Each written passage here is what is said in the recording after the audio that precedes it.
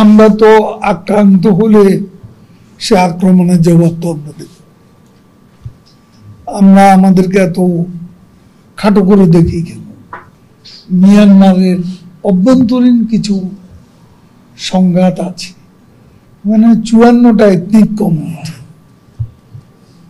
এদের একের সাথে অন্যের মিল নেই। বিশেষ করে রাখান এলাকা, আরাকান বিদ্রোহীরা প্রকাশ্যে এরা বিদ্রোহ করে যাচ্ছে। কাজে ওদের আভ্যন্তরীণ সংঘাতটার জন্য আমরা যদি সাফার করি সেটা হলো অত্যন্ত দুর্ভাগ্যজনক।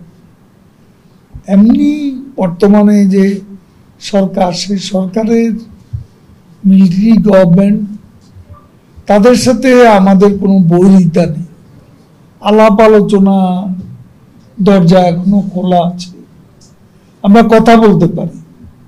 তো যতক্ষণ কথা বলা যাবে, আলাপ আলোচনা করা যাবে, যে আমাদের we are not in good terms এমন পর্যায়ে না হলে আমরা আলাপ আলোচনার মাধ্যমে সমাধানের চেষ্টা করছি এবং করে যাব। যুদ্ধটাকে পড়ি আর আমাদের কোনো প্রভোকেশন যেন যুদ্ধের কারণ সৃষ্টি না করে।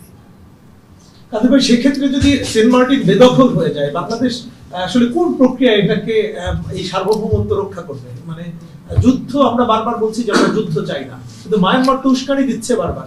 আমরা তো আক্রান্ত হলে সে আক্রমণের জবাব তো আমরা দেব। আমরা আমাদেরকে এত খাটো করে দেখি কেন? আমরাও প্রস্তুত। আমরা আক্রমণ করব না, কিন্তু আক্রান্ত হলে কি আমরা ছেড়ে দেব? তখন তো আমাদের ডিফেন্ড করতে হবে।